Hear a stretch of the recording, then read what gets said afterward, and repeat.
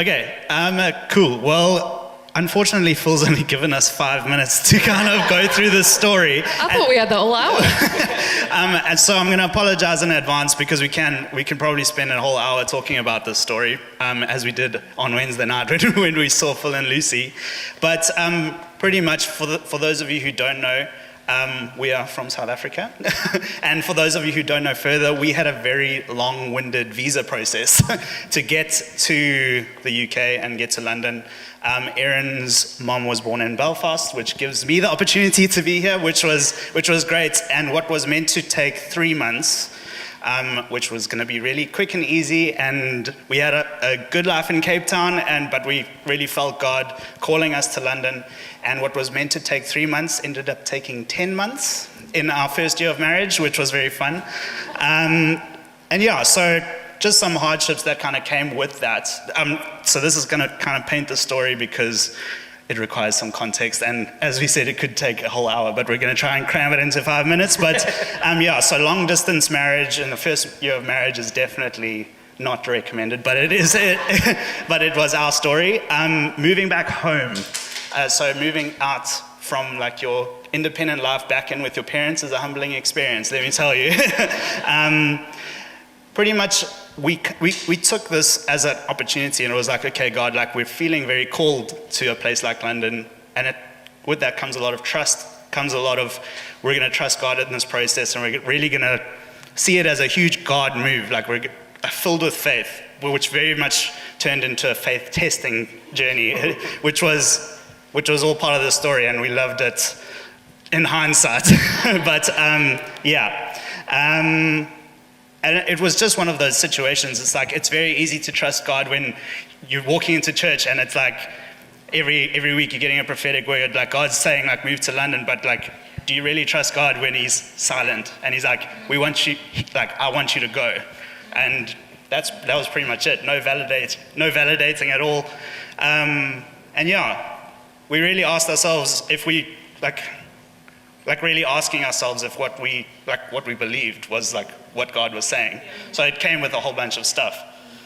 And not only did we have visa issues, we also had pretty hectic work issues getting across. So I'm going to let Erin take that part. Yeah. So work situation, it was really like an opportunity of a lifetime. I thought, the opportunity I was given was to come over here, and my old boss at the time was like, right, instead of resigning and moving to London, let's start a company there. And it was the 10 steps ahead in my career. It's what I wanted. It was really linked, the success of the company was really linked to Stu's spousal visa. And so although it was this incredible opportunity, there was a lot of pressure around it. And so that pressure was not only from myself onto this situation and coming across here, starting our new lives, paving the way for Stu and I, but it then started unraveling that, this work opportunity was not only pressure, it was a lot of empty promises, a lot of, isolation. I was a one-man band here, and a lot of the things that were promised of me, for me here, just didn't quite come to fruition. And so Stu and I kind of went through this stage of, lying to my husband every night and saying, okay, I'm going to bed. I didn't want to make him worry, and I was working till 2-3 a.m. Every night, and it just started becoming this pressure build, a lot of lies around financial implications that we just couldn't feel like we could get out of, because Stu's spousal visa was linked to that. And fast forward to, we had a refusal of his first spousal visa, so we applied twice. We went into the we really wanted to live in London. Second round, we then got to fast forward a lot of months of hurt, of a lot of words that were said around my character and why you're not making this work, Erin. But I was given no tools to make this work. There was a lot of lies and deceitfulness and just unnecessary things that we went through. A really toxic environment, and anyone who knows me, or I'm sure anyone can relate, is that it's not only work anymore, it's then testing of your character, your integrity, everything that I've built my whole life, and that was being knocked down from this one person. That was, his words were holding so much power over me.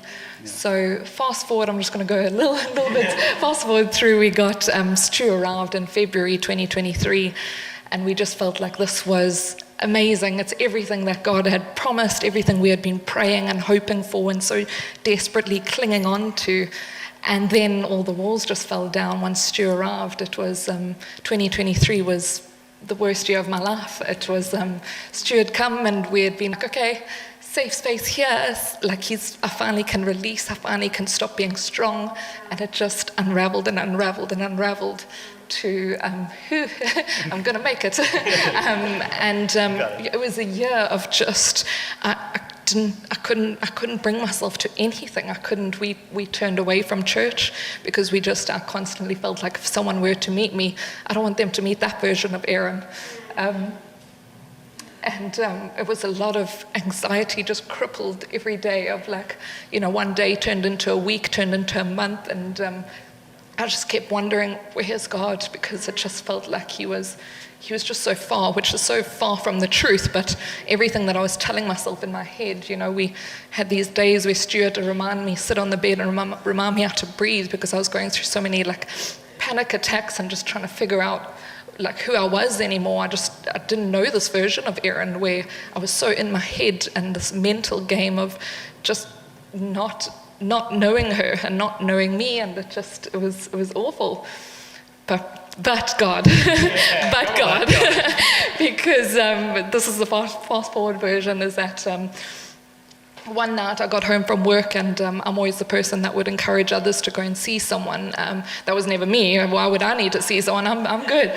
But I did. I started seeing a psychologist, and one night Stu and I sat in our house for hours and just prayed, and Stu started encouraging me when we were talking about how we'd say this. Stu was like, don't say I made you do anything. It was sounds very aggressive.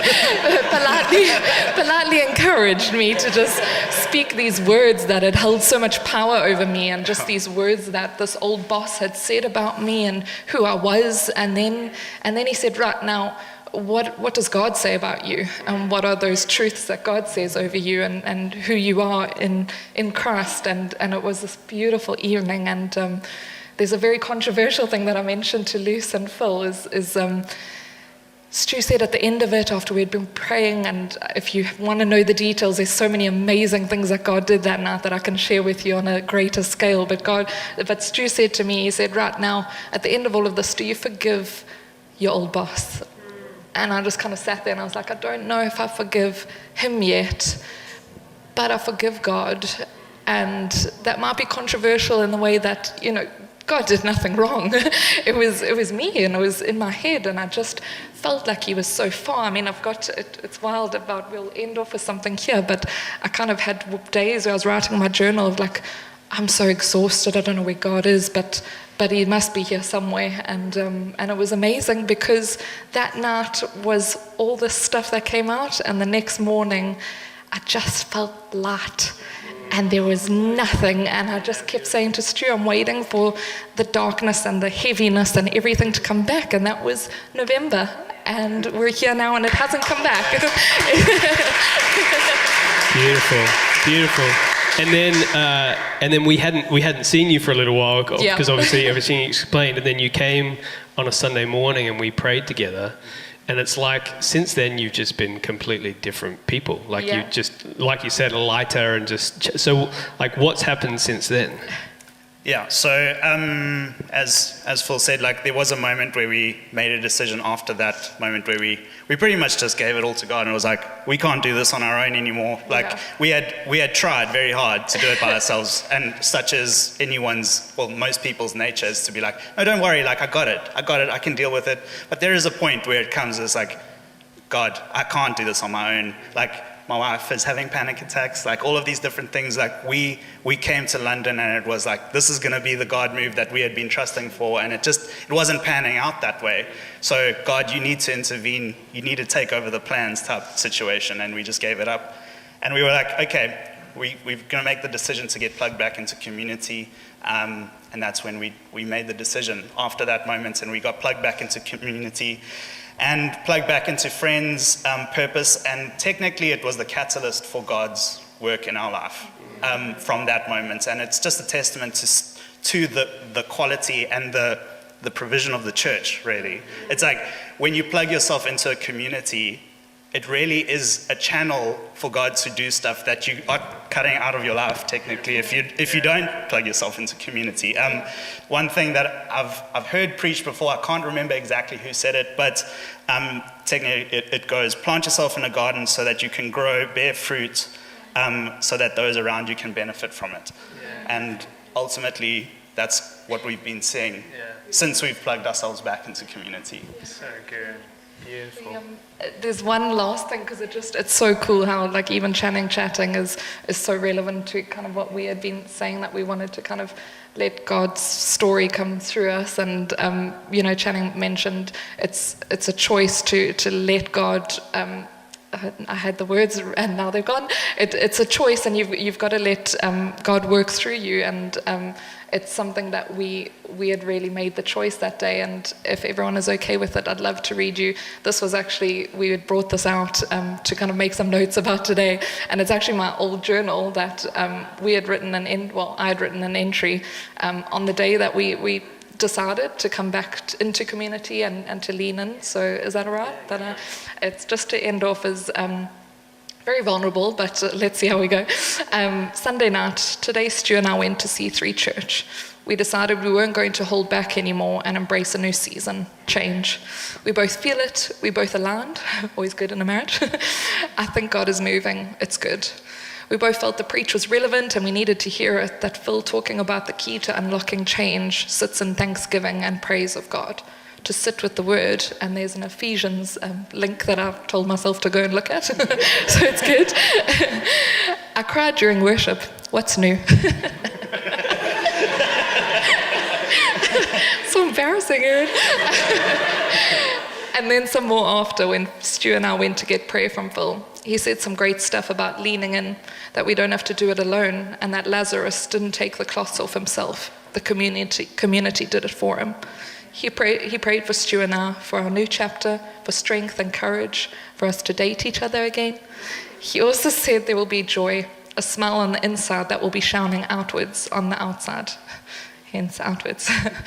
He spoke of a refreshing season with joy on the horizon.